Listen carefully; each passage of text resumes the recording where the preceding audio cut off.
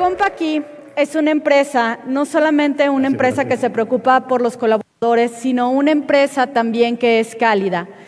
Y además de que a pesar de los avances de la tecnología y los cambios constantes que se han tenido, es una empresa que se ha mantenido en el mercado. El evento del día de hoy es un evento profesional para todos ustedes, el cual sucede, como bien lo comentaba Fernando hace un momento, en vísperas del Día de Contador. Y los invito a todos ustedes a celebrarlo, que es el próximo 25 de mayo. Compártanos, feliciten a todos aquellos contadores que están aquí en México a través del hashtag Profit2018. Y me gustaría saber el día de hoy, ¿cuántos contadores fiscalistas tenemos? Levanten su mano. Ok, varios. Arriba no alcanzo a ver, creo que todavía no tenemos arriba gente. Muy bien, bienvenidos. Muchas gracias por estar el día de hoy. ¿Cuántos empresarios tenemos? Perfecto, me da mucho gusto que el día de hoy se hayan dado el tiempo de estar aquí con nosotros. ¿Y cuántos emprendedores tenemos el día de hoy por aquí? Ok, muy poco. Bienvenidos. Muchas gracias por levantar su mano. El evento del día de hoy, el evento de Profit, es pro fiscal, pro tecnología, pro economía, pro empresa y pro equilibrio para cada uno de ustedes. Sin más preámbulo, comenzamos nuestro evento con la conferencia del licenciado Marco Antonio Mendoza, quien es pro fiscal. Corre video.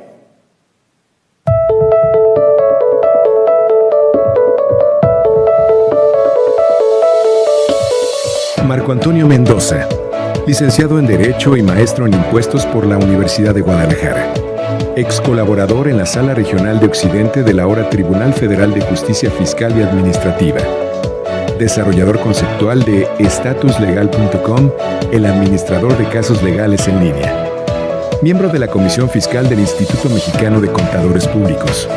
Con ustedes, el licenciado Marco Antonio Mendoza, socio director del Bufet Jurídico Fiscal Mendoza y Sandoval Abogados, con su ponencia, el debido cumplimiento de la contabilidad para enfrentar la responsabilidad penal de las empresas.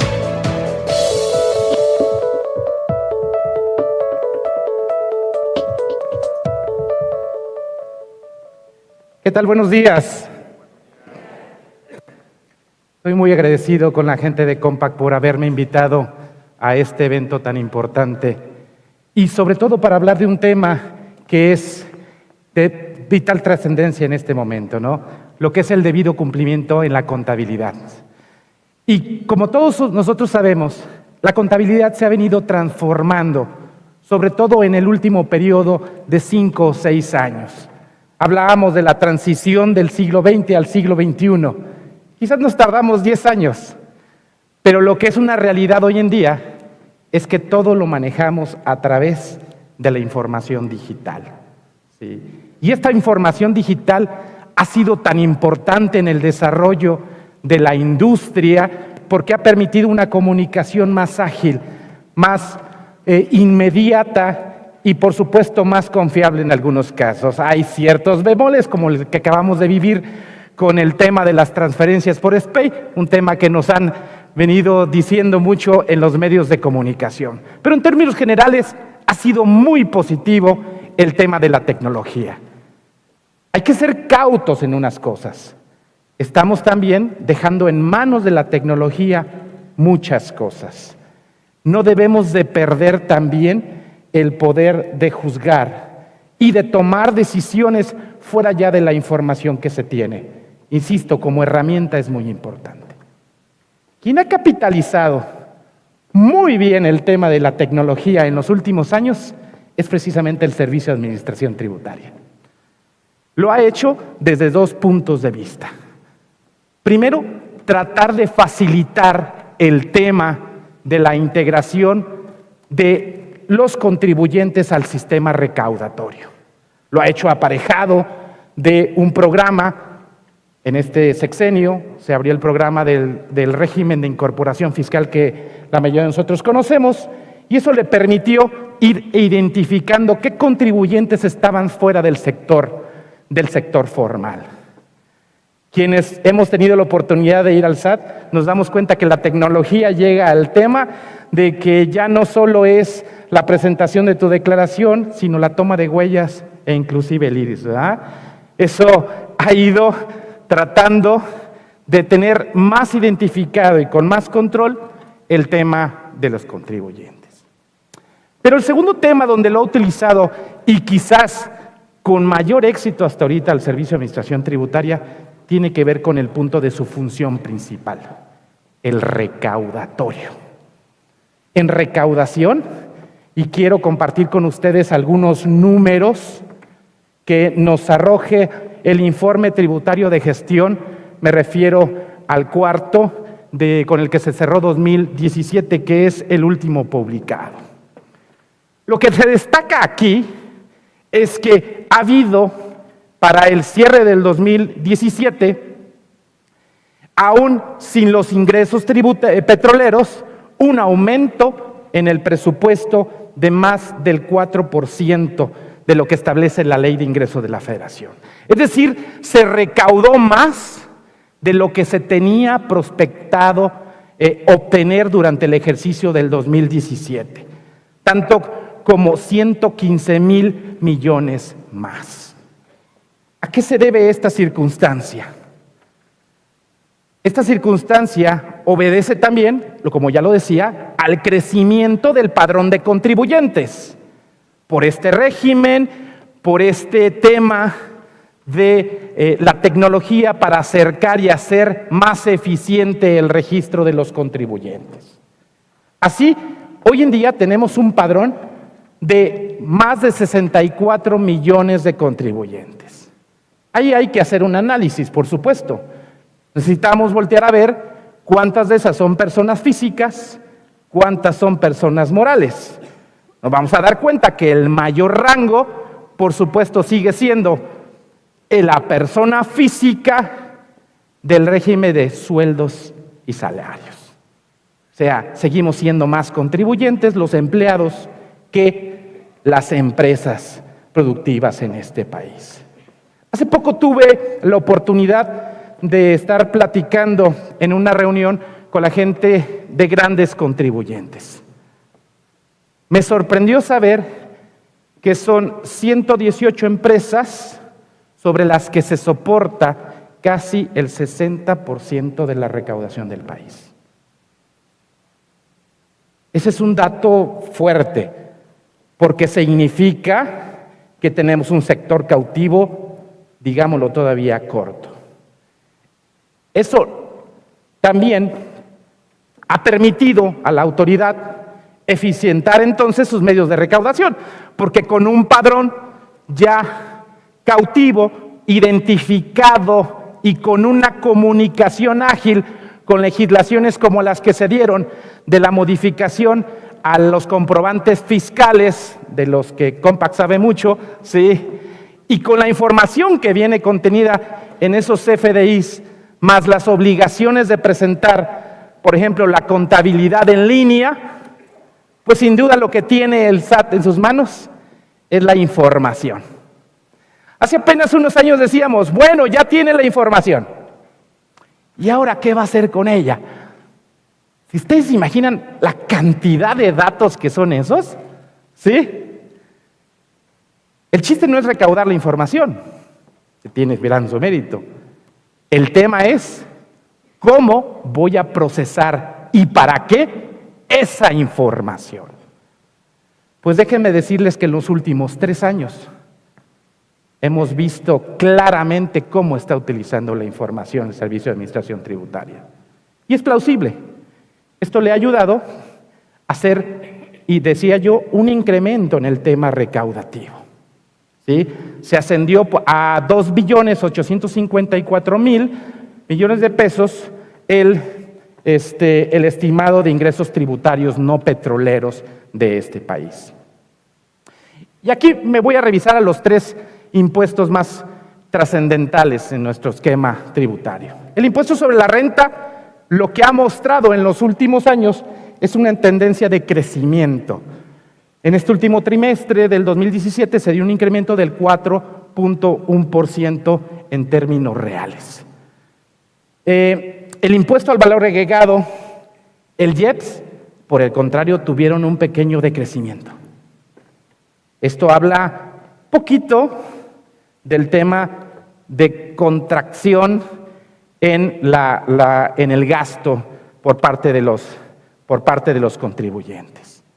Pero no obstante este decrecimiento en el impuesto indirecto y este fortalecimiento en el impuesto directo, que es el impuesto sobre la renta, lo que nos muestra como números la Secretaría de Hacienda en las declaraciones de pago es un incremento en aquellos contribuyentes que van dando cumplimiento a la obligación de presentar sus declaraciones. Se habla de 1.394.947 contribuyentes. Ojo, dijimos que teníamos un padrón de más de 63 millones y solo poco más de 1 millón presentó su declaración. El número sigue siendo bajo.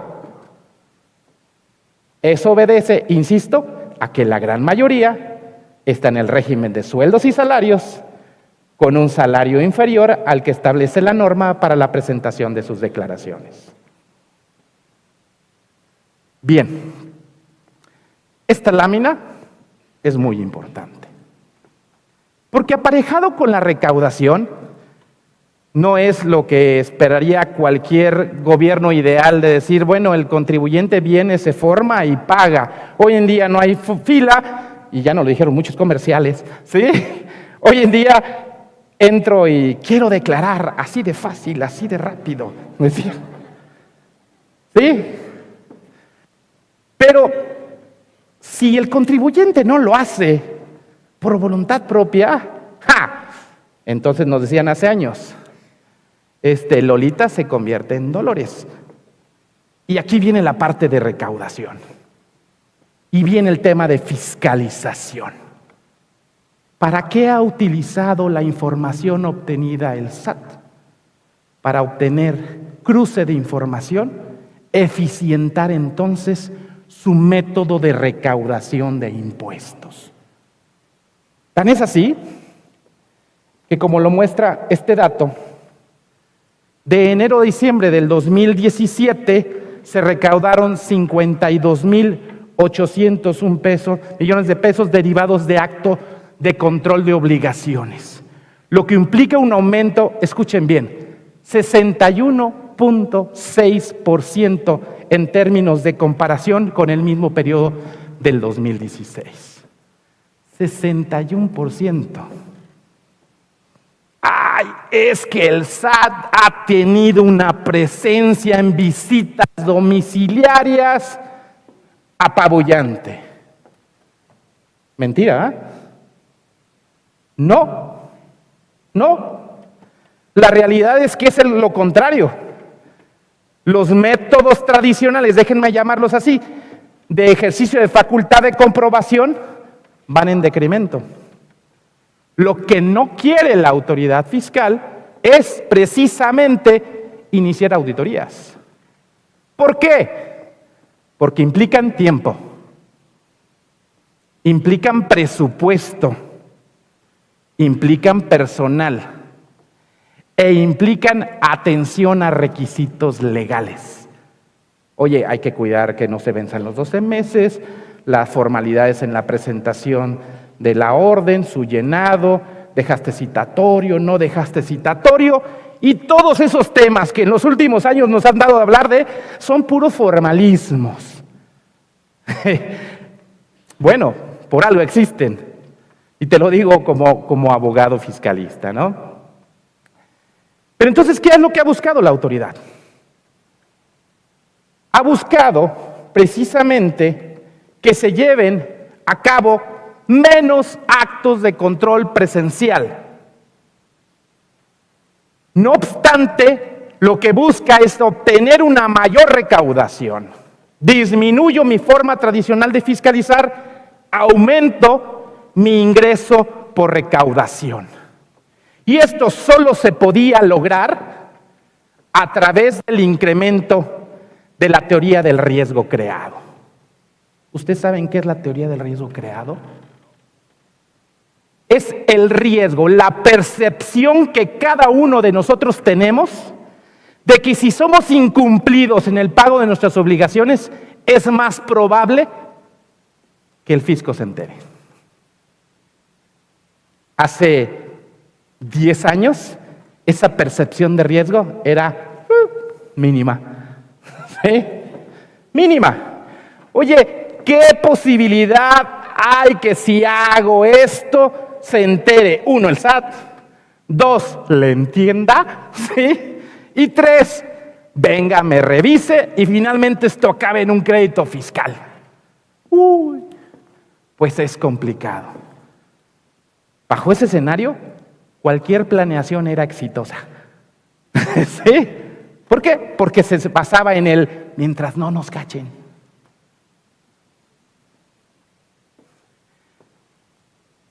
Eso ha ido cambiando.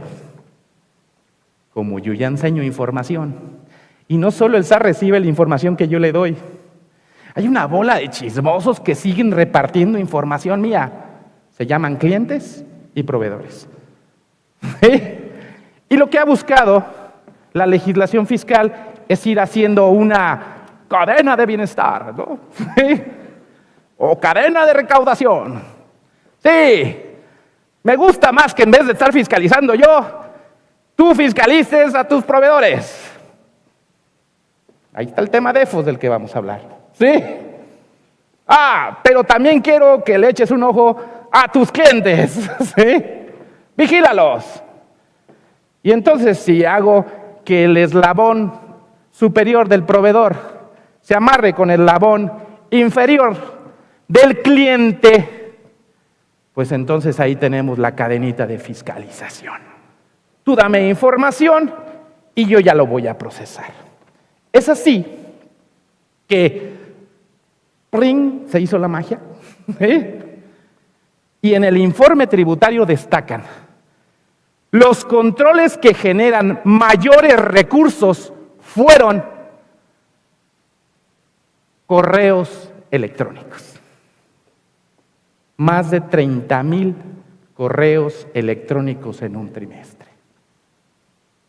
Y también las entrevistas. 2 métodos. No voy a necesitar personal, no voy a necesitar que se trasladen a tu domicilio, no me voy a estar peleando con el de vigilancia de si me deja entrar, no me deja entrar, el representante legal sí está, pero está escondido detrás del escritorio. ¿Sí? No. Déjame mandarte una cartita con el apellido de invitación y te voy a decir que según la información que en términos del artículo 63 del Código Fiscal de la Federación, esta autoridad posee en su base de datos, hemos detectado que has hecho esto, esto, esto y esto. Te invitamos amablemente a que corrijas su situación fiscal. Si ya te corregiste, no le hagas caso a esto. ¿Sí? Pero si no te corregiste, te digo que me reservo, ahora sí, el ejercicio de la facultad de comprobación. Cuando tú lees una carta así, ¿qué es lo primero que dices? ¡Chin! Ya lo descubrió. Se cayó la planeación. ¿Sí? O sea, ya lo descubrió. Ese último párrafo que dice que si no me autocorrijo me va a visitar, ¿qué tan cierto será? Es muy cierto, papá. ¿Sí? Pero todavía hay un método más eficaz, que son las invitaciones.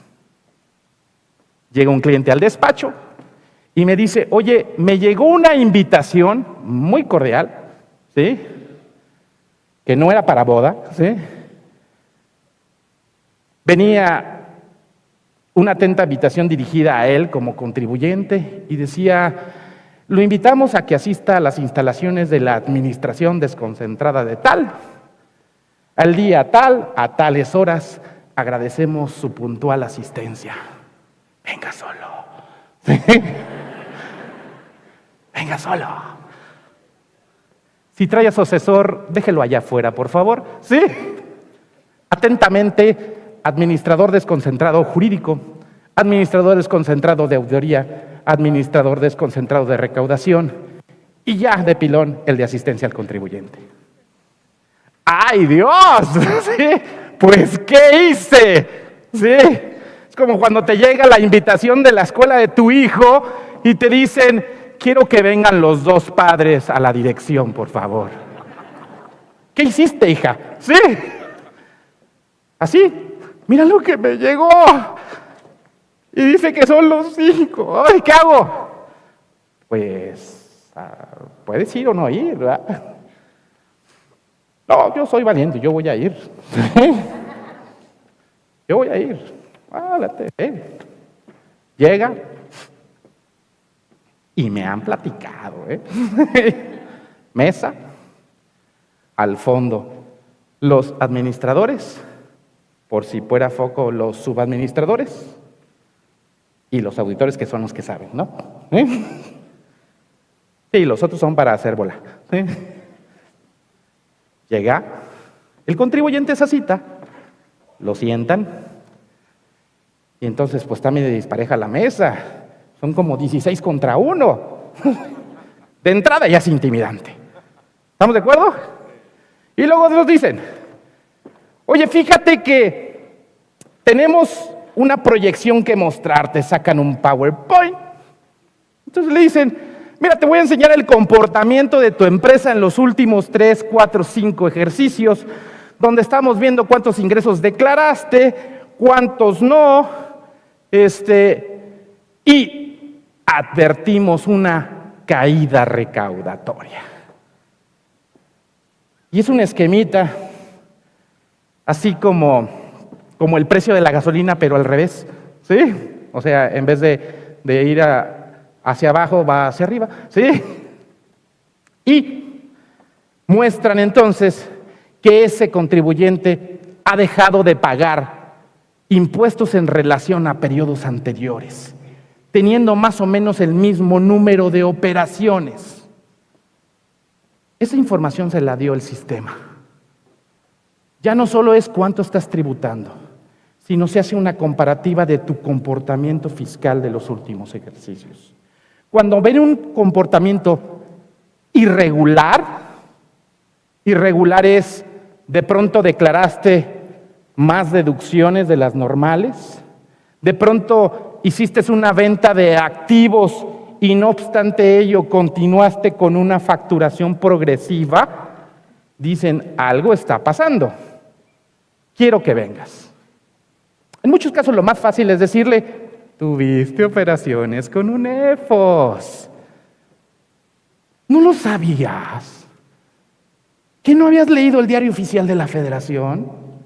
Como en este país todos nos levantamos a leer el diario oficial de la Federación, ¿verdad que sí? Y dices, hoy salió una lista, 492, déjame ver si a uno de esos es proveedor mío.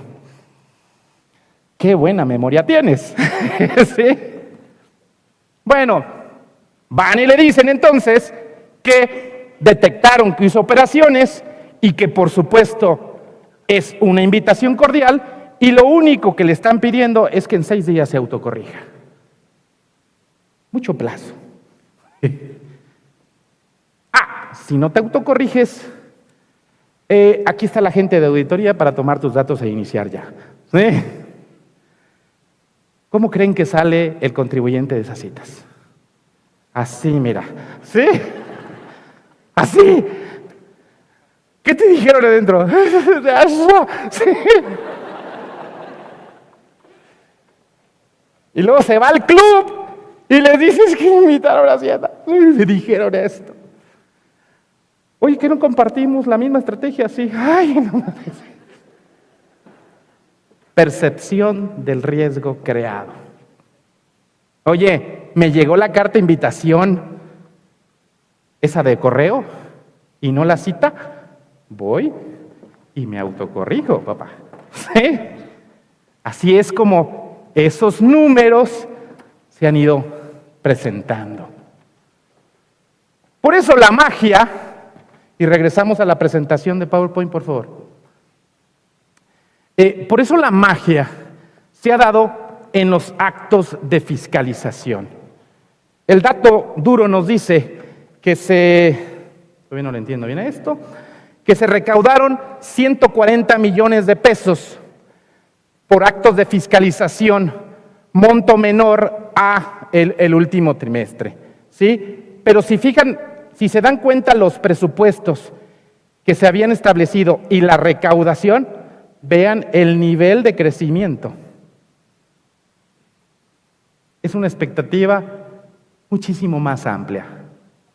Oye, ¿es sano para el país esto? Sí es sano. Es sano que empecemos a pensar en la despetrolización de nuestra economía, que dependa más de nuestra industria, que dependa más de los impuestos que pagamos. Pero esta es una moneda de dos caras. Hay que controlar el gasto público.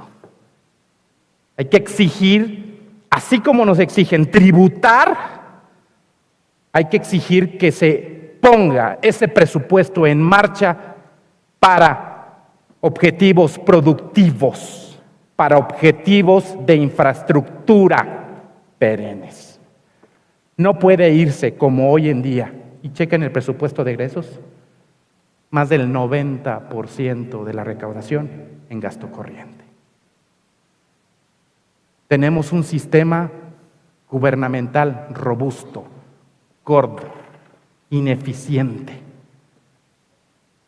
Tenemos más presencia en la recaudación, exijamos más presencia en el tema de control. Y les tengo una buena noticia. Este es el año. Este es el año. Este es el año. Oye, pero es que el mundo se acaba después del 1 de julio. Oh, sí, es que el antes y después. Unos dicen es que AMLOP y otros dicen MALOP. ¿Sí? No lo sé. Oye, no lo sé. Al SAT no le importan los colores. El SAT tiene una función. Nació para recaudar. Y nadie es tan tagurugo como para quitarle sus facultades al SAT y el avance tecnológico que ha tenido. La tecnología llegó para quedarse. No importa el color. ¿Estamos de acuerdo? No importa el color. Como la recién casada. Que va y le dice a la mamá, oye, me quiero ver bien linda esta noche de bodas. Me pongo el negligé negro, ¿sí? Me pongo el camisón azul, ¿sí? O me pongo así muy sexy, nada más con ropa interior roja. Hija, el color que te pongas, va a pasar lo mismo, ¿sí? No importa el color, así. Entonces el SAT dice, no me importa el color, va a pasar lo mismo, ¿sí? Bien. Fíjense un punto y un dato muy importante en este tema de la recaudación. A partir del 2015, las auditorías se han focalizado en combatir conductas como la simulación de operaciones y la emisión de facturas apócrifas. 2015, artículo 69B agarró una fuerza para decir, es que ¿para qué voy a fiscalizar una por una de las empresas si me es más fácil publicar una lista? Que todos los que leen el diario oficial se busquen y que vengan los que emitieron facturas en 15 días, los que recibieron las facturas en 30 días, contado su procedimiento. Altamente recaudatorio ha sido. El dato que tenía el SAT al último trimestre del 2017 es que había más de 6,490 contribuyentes enlistados. El día 1 de mayo salió la última lista presunta. ¿Quieren saber cuántos van? 7,629. De diciembre a mayo, vean la diferencia. De estos 7,629 contribuyentes publicados en la lista de EFOS presuntos, 4,934 han pasado a ser contribuyentes definitivamente con operaciones inexistentes. 4,934. ¿Saben cuántos han logrado demostrar que sus operaciones eran reales, 122. De 7,629, 122. Poquito más del 1%. ¿Sí? Como que la estadística no está muy a favor, ¿verdad? Y luego, producto de la modificación a la regla 1.4 de la resolución miscelánea, se exigió además publicar la lista de aquellos contribuyentes que bien estuvieron enlistados como presuntos o como definitivos, se pelearon. Presentaron juicios, presentaron amparos, presentaron recursos y lograron nulificar el procedimiento del 69B. Esos son 10. Yo creo que hay más. Pero publicados, 10. Les cuento un dato, aquí entre nos. De estos 10, a 7 les reiniciaron el procedimiento. O sea, le dijeron, sí, ok, me ganaste en el juicio. Te espero mañana con otra notificación. ¿Sí? Esto ha creado incertidumbre. Ay, mi proveedor ya salió en la lista de los que nulificaron. ¿Ya le preguntaste si recibió su nueva club de invitación al grupo de los CEFOS? Pregúntale. De esta forma, el procedimiento del 69 ha sido tremendamente exitoso. En el argot futbolístico dicen, equipo que gana, repite. ¿Verdad? En el argot fiscal diríamos, legislación productiva y eficaz, repítela. Repítela. La Corte dijo que no había cosa más perfecta en este país que el 69B. Todavía estoy buscando de dónde se motivó para sustentar esto, pero eso es lo que dijo la Corte. Bien. Entonces, si la fórmula de yo presumo, doy tiempo, y tú vienes y me demuestras lo contrario, y en caso de que no vienes y me pagas, pues es genial. De ahí que se les haya ocurrido, para quien no lo sepa, el 69B bis. La exposición de motivos dice, hay dos cosas muy feas que hacen los contribuyentes en este país. La venta de facturas y la venta de empresas con pérdidas.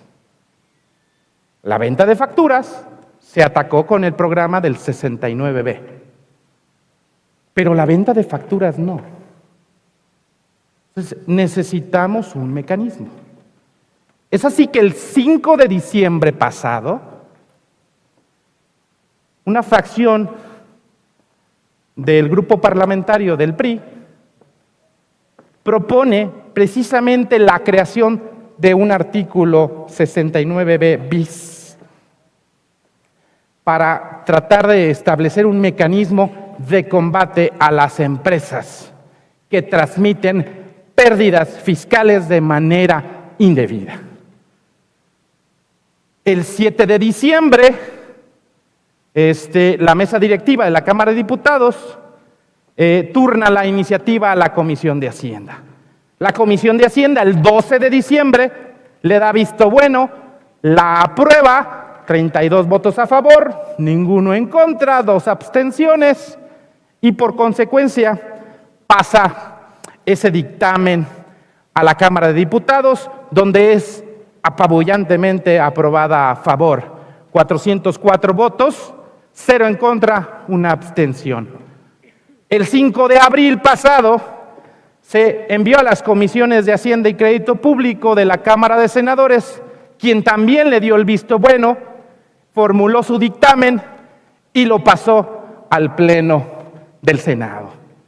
El Senado, el día 17 de abril pasado, aprobó la incursión de este artículo 69b con 71 votos a favor, 18 en contra, aquí sí hubo más rebate, y una abstención. ¿Qué le falta? Publicarse nada más. Así que más vale que le vayamos dando un vistazo a esta norma. Y para eso estoy aquí. Lo que dice la exposición de motivos es que ellos han encontrado un incremento en la emisión de pérdidas, en la transmisión de pérdidas. Y fue todo un concepto, ¿sí? Ven una tendencia hacia la alta en la determinación de ciertas empresas de pérdida y dicen, yo no sé por qué hay pérdidas y no estamos en crisis. Se ve un incremento en las pérdidas, pero también observo con esta base de información que ahora tengo que esas pérdidas muchas veces son aprovechadas por una empresa diferente de quien las generó. Y eso no es que sea ilegal, pero a mí SAT no me gusta. ¿Sí? No me gusta porque tiende eso a erosionar la base contributiva. Tiende eso a establecer una política en la cual empresas productivas van a tener una disminución en el pago de sus impuestos si incorporan en su grupo a una empresa con pérdidas. ¿Y se acuerdan del programa de caída recaudatoria? Oye, yo estoy viendo que tú pagabas bien, ¿por qué fue esto? Es que nos fusionamos y hay pérdidas, ¿no?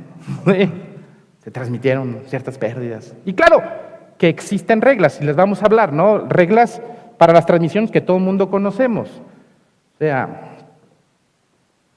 pero ha impactado en ese tema de caída recaudatoria. Es así que sigue hablando la exposición de motivos, que en muchos casos el incremento de las pérdidas se generan sin substancia o razón de negocio. Si queremos hablar de palabras de moda en el último lustro, esas son contabilidad electrónica, CFDI, EFOS, ¿sí? Y razones de negocio. La autoridad dice, está muy bien que hagas ciertas operaciones. ¿Y qué te motivó económicamente a hacerlo? No me contestes que no pagar impuestos. Oye, esa es una razón económica muy importante. Sí, pero esa no es válida. Ojo, no es que sea ilegal. Es que no cumple los propósitos recaudatorios para los que fue diseñada la norma, ¿va? En ese sentido, advierte que la Suprema Corte de Justicia en la exposición de motivos ha estimado que el objetivo admisible de la legislación fiscal es que se combata la manipulación de imposición efectuada por medios de prácticas evasoras. Entonces, todo lo que tienda a disminuir el pago de impuestos, la Corte ha ido dando resoluciones a favor de la autoridad hacendaria. Yo los invito a que analicen en los últimos 10 años cuántas jurisprudencias de la Corte hay que hayan declarado inconstitucional una norma fiscal.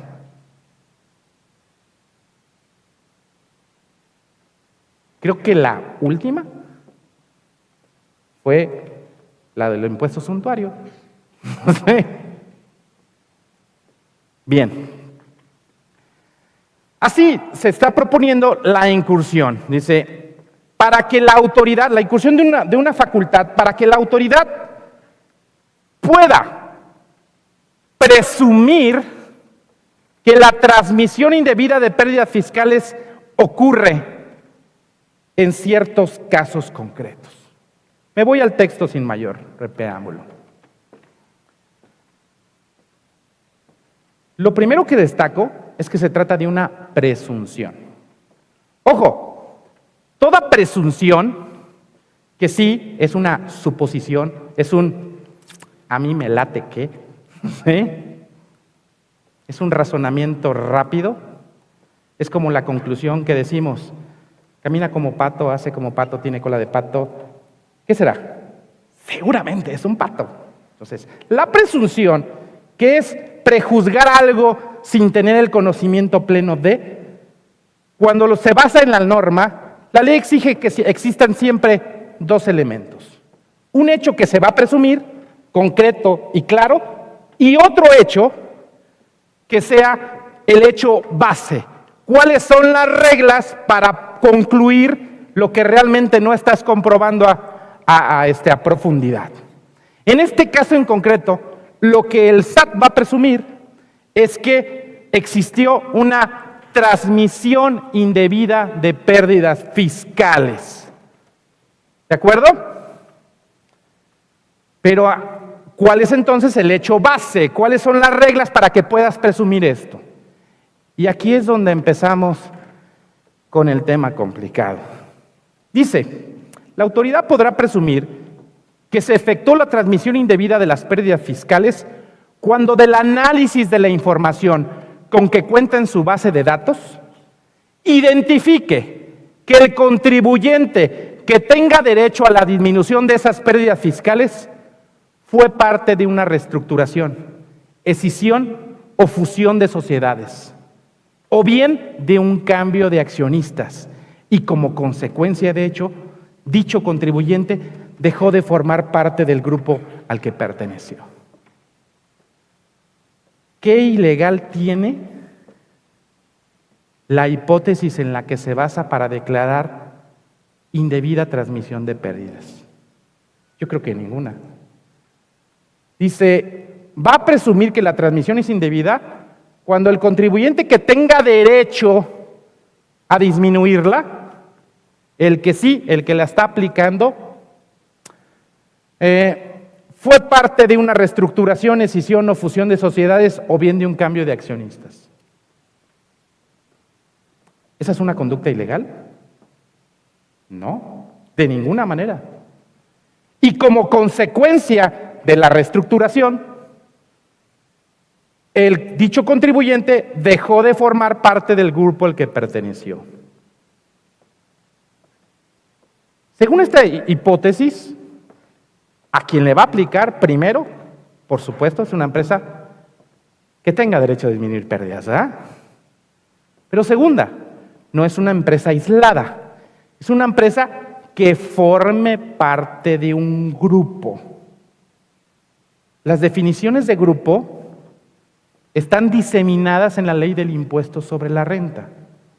El concepto más general es aquella que forman parte de un sector, de un grupo de accionistas que tienen el control de empresas por más del 51% de sus acciones. Entonces, si una empresa tiene otra en la que también el mismo grupo de accionistas, 51%, las controla, se puede decir que ambas empresas forman parte de un grupo. Ojo con la excepción. Dice transmisión indebida de impuestos fiscales, pero la realidad es que hay en la norma hipótesis que no necesariamente son transmisión de pérdidas. Cambio de accionistas. En el cambio de accionistas no hay una transmisión de pérdidas de una empresa a otra. Lo que hay es una transmisión de la propiedad de las acciones de una persona a otra. Es decir, compró el carro completo. ¿De acuerdo? No significa que quien tenga derecho a disminuirla sea otra persona diferente de quien generó la pérdida. ¿Estamos de acuerdo? Así que ahí ya no empezó a cuadrar la hipótesis. Bien, pero todavía más. Bueno, esto es lo que les decía, ¿no? Deben de existir 2 o más sociedades de capital mayoritario para mexicanos, personas físicas y morales, para el extranjero, solo para personas morales, eso que habría que preguntárnoslo. Lógico está, no aplicaría a asociaciones civiles porque no hay acciones, ni a las asociaciones en participación. Si no se dejara de formar parte del grupo al conservar cuando menos un título no se está en el supuesto, es probable. Esto va a requerir un análisis completo una vez que sea publicado. La presunción señalada en el párrafo anterior podrá llevarse a cabo por la autoridad siempre que advierta que el contribuyente que obtuvo o declaró pérdidas fiscales haya actualizado cualquiera de los siguientes supuestos. Y voy a hacer una pausa. La primera parte del artículo, el primer párrafo, lo que dice es que quien guarda las características es la persona que tiene derecho a disminuir. Y dice, cuando la persona que tenga derecho a disminuir haya formado parte de la reestructuración que lo sacó de un grupo, yo voy a poder presumir que la transmisión fue indebida. Pero dice, momento, siempre y cuando quien generó la pérdida haya caído en cualquiera de los siguientes supuestos. Y son 6 fracciones. Así que lectura sencilla no la tiene el artículo. Las primeras 2 fracciones se refieren a la obtención de la pérdida. Cuando se obtenga la pérdida, en alguno de los 3 ejercicios fiscales siguientes al de su constitución, en un monto mayor al de sus activos, y que más de la mitad de sus deducciones derivaron de operaciones entre partes relacionadas. A ver, ¿quiere decir que constituyo la empresa? Y si en los siguientes 3 ejercicios a su constitución se genera una pérdida, tengo que revisar si esa pérdida se genera por haber obtenido en más del 50% operaciones con partes relacionadas. ¿Qué es lo que está advirtiendo el legislador ahí? A mí se me hace que es una estructura para generar pérdidas fiscales, porque tú tienes el control sobre la que está generando la pérdida y sobre la que realiza las operaciones, que es parte de tu mismo grupo. Por consecuencia, estimo que esa pérdida, ¿sí? Es que no sé cómo decirlo, porque un calificativo legal no tiene. Déjame ponerle que esa pérdida, la generación de esa pérdida es indebida. Es indebida, es planeada, es artificiosa, dicen, ¿no? Entonces, bajo ese escenario,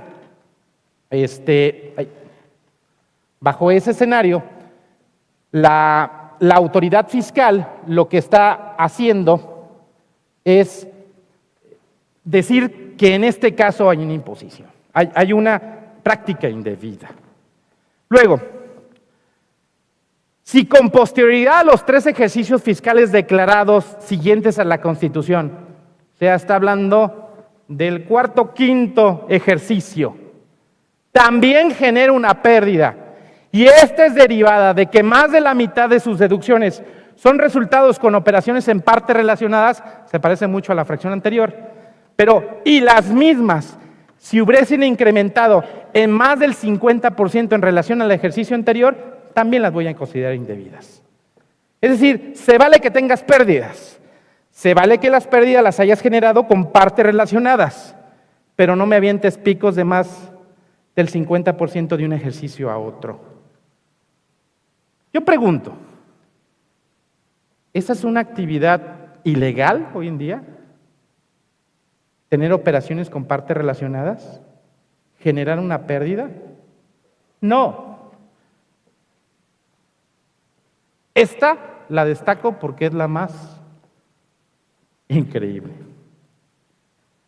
Se disminuye en más del 50% su capital, su capacidad material para llevar a cabo su actividad preponderante. ¡Wow! Todo un tema.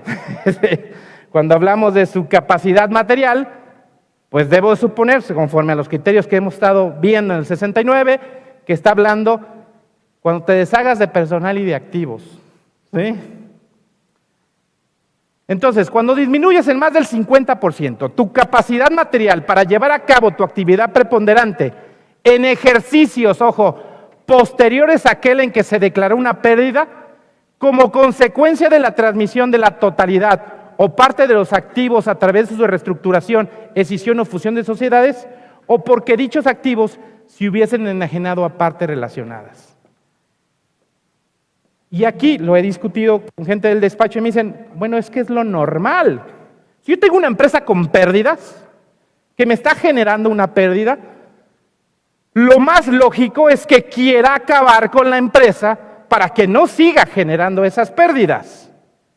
Ubica que tienes un grupo de empresas y que en una se te ocurrió la brillante idea de ponerle infraestructura propia para que se dedicara exclusivamente a algo, ¿sí? Se me viene a la mente rápido un ejemplo, aquella empresa que se dedicó al desarrollo de la planta industrial de Ford en San Luis Potosí y dijo Trump, nané. De la noche a la mañana Ford anunció que mejor se regresaba a Estados Unidos y ahí iba a poner la planta. ¿Le provocó o no una pérdida a la empresa que estaba haciendo el desarrollo? Por supuesto que sí. Déjame inventar. Seguramente tenía activos importantes invertidos, maquinaria, personal, equipo, terrenos, destinados a un propósito específico que ya dejó de existir, que ya no pudo desarrollar. ¿Tiene propósito esa empresa de existir? No, no lo tiene. ¿Qué es lo lógico? Que si forma parte de un grupo digan, a ver, espérame, toda la maquinaria pesada que compramos de aquí, pues hay que sacarla de la empresa. Porque, déjame suponer, estamos pagando los créditos por la adquisición de esa maquinaria y esos créditos pues están generando una deuda en la empresa y eso me sigue acumulando y generando pérdidas. ¿Esa es una pérdida artificiosa o real? Real, total y completamente real. ¿Es natural que yo piense que deba de trasladar los activos a otra empresa de grupo? Sí, es lo lógico. Lo voy a hacer la enajenación de los activos a una parte relacionada. Pues si yo hago eso, ya caí aquí. O porque dichos activos se hubiesen enajenado a partes relacionadas. Y destaco lo siguiente. Esta fracción tercera no ataca en cómo se generó la pérdida. Le importa qué hice después de la pérdida. No está juzgando que la pérdida sea indebida, sea artificiosa. Simplemente dice, no quiero que la transmitas a nadie. ¿Qué no era más fácil poner eso en la ley? Y decir, a partir de la entrada en vigor de esta norma, se prohíbe transmitir de cualquier forma las pérdidas fiscales en los siguientes casos. ¿Sí o no? Pero no. La fórmula del 69B funcionó. Listas, publicaciones. ¿Por qué no replicar esto? Y me voy con mayor celeridad. El truco está en lo siguiente, señores. Y ojo, una de las cosas que primero validó la Corte en el 69B era el tema de la retroactividad en su aplicación. Oye, nace en el 2014... Y luego el SAT dijo, tú hiciste operaciones simuladas en el 2011. ¿Se acuerdan? Y dijeron, espera, 2011 no estaba aplicable la norma. Y la Corte dijo, un momento, estamos desvelando la realidad. Son operaciones inexistentes y por tanto es perfectamente válido que el SAT aplique un procedimiento actual respecto de operaciones anteriores. Palomita. Oye, si yo digo que a partir de la entrada en vigor de esta norma ya no se puede transmitir las pérdidas en ciertos casos, sin ninguna duda estoy poniendo una restricción hoy, que sería aplicable de hoy en adelante. Pero la fórmula del 69B me permitió, en el caso de las enajenaciones de comprobantes fiscales, irme hacia atrás. ¿Qué quiere el SAT con esto? Aplicar la misma. Quiere irse sobre pérdidas ya transmitidas, ya disminuidas en ejercicios anteriores a la entrada en vigor de esta norma. De ahí lo peligroso del artículo. Hay un elemento muy importante aquí que le falta al SAT, ¿eh?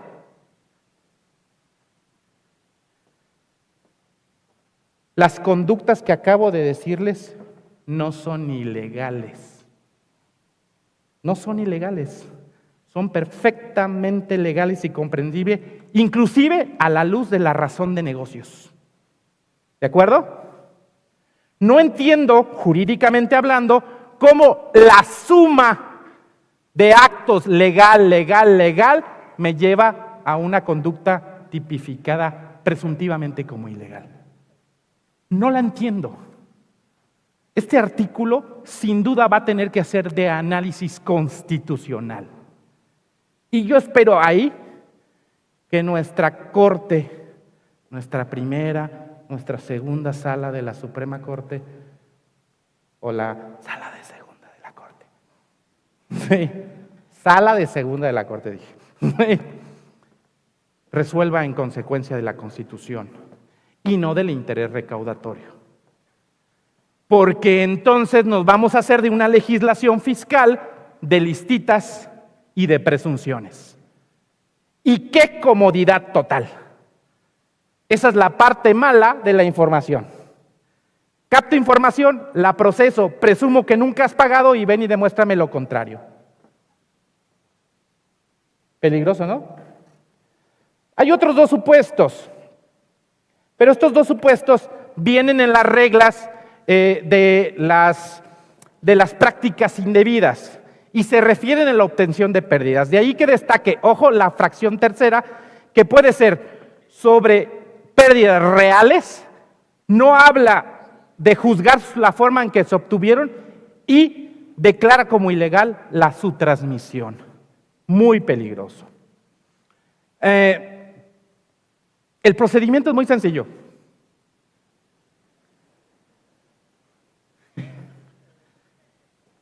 El procedimiento ya lo conocen. Autoridad hacendaria identifica exclusivamente de su base de datos que un contribuyente tiene derecho a disminuir una pérdida y formó parte de una reestructuración donde salió de un grupo. Primera hipótesis. Si es así, voltea a ver la empresa que generó la pérdida. Y si la empresa que generó la pérdida cae en cualquiera de los 6 casos que mencioné, ¿sí? Unos más rápidos que otros, ¿sí? Entonces ya se configura la presunción de transmisión indebida. Le hará una notificación, ¿a quién creen? ¿Al que tiene derecho a disminuir o al que la generó? Al que la generó. Y ya no empecé a entender el tema, ¿sí? Oye, si yo soy el que tiene el derecho a disminuirla, el tema es conmigo, papá. ¿Sí? No, voy con quien la generó. Si el que la generó ya no existe, buscaré a quién es el tenedor de los derechos. No me importa cuántas veces se haya transmitido. Voy contra aquel. Oye, y si fue parte de una escisión, contra todas las escindidas. Eso es lo que dice. Llega y le concede 20 días para que manifieste lo que su derecho convenga. ¿Qué va a decir? ¿Qué va a decir? Si configuró una causal que no existía cuando él realizó la operación. No va a poder decir nada. ¿Qué va a aportar? Nada. ¿Me explico? Esto es una trampa. Luego entonces le va a decir, oye, compareció y te aportó pruebas, sí, le puedes requerir por 10 días más información adicional para que te la presente. Si no, resuélvele. ¿Cuánto tiempo tiene para resolver? En el 69B dijeron 5 días para valorar. Aquí son 6 meses. El SAT tiene 6 meses para resolver. Si te resuelve en sentido negativo, te da la oportunidad de que te vayas a recurso de revocación o juicio contencioso. Yo espero que no vayan a empezar los tribunales a decir que el recurso de revocación era obligatorio. ¿Sí me explico? Y posteriormente la autoridad va a publicar una lista de aquellos contribuyentes que transmitieron de manera indebida sus pérdidas. Publicada la lista en el Diario Oficial de la Federación, esta es una copy-paste del 69B, el efecto que tiene esa publicación es considerar como improcedente todas las disminuciones que sobre esa pérdida se realizaron. Y por tanto, le conceden un plazo al contribuyente de 30 días, al contribuyente que la disminuyó, para que se autocorrija y quita la pérdida. Les recuerdo que el plazo para fiscalizar una pérdida es todo el tiempo que se generó, más allá de los 5 años tradicionales que tenemos. Esto puede llegar hasta 10 años. Así las cosas, es que cuando el contribuyente que tenía que disminuirse no disminuyó las cosas, el SAT podrá, en base a su situación fiscal, iniciar una revisión que será una revisión electrónica exclusivamente y determinarle las diferencias. Al igual que en el 69B, dice, le podrá imponer las sanciones que correspondan, así como las penas que impongan las autoridades judiciales cuando se incurra en responsabilidad penal. Ahí te va el último aderezo. Ojo, porque todo esto se puede dar a raíz de operaciones reales. Gran conclusión entonces. Ojo con el 69 bis, hay que analizarlo, hay que estudiarlo. Ojo con las operaciones que ya realizaste, verifica que no estén en esas hipótesis y si lo estás, hay que presentar los medios de defensa de análisis constitucional. Creo que vale la pena porque hay puntos que son diferenciadores. Y les voy a decir uno muy rápido. ¿Cuándo llamaron a la empresa que tiene derecho a disminuir las pérdidas para que comprobara lo contrario? Nunca. La norma no le da garantía de audiencia. Como sí lo hace con el E2 en el 69B. ¿De acuerdo? Bueno, sin más, no me quiero despedir sin agradecer públicamente y otra vez a Compac por su invitación, pero también mi agradecimiento en cualquier parte que se encuentre a mi gran amigo, maestro y mentor, Ernesto Manzano García. Pana, donde quieras que estés, gracias por todo. Muchas gracias, licenciado Marco Antonio Mendoza, por toda la información que nos compartió el día de hoy. Todo estuvo muy interesante los temas y a nombre de la comunidad Compaquí le hago entrega de un reconocimiento y agradezco su participación en Profit 2018. Gracias. Muchas gracias. Un gusto tenerlo aquí el día de hoy. Hasta luego. Bien, adelante. Muchas gracias.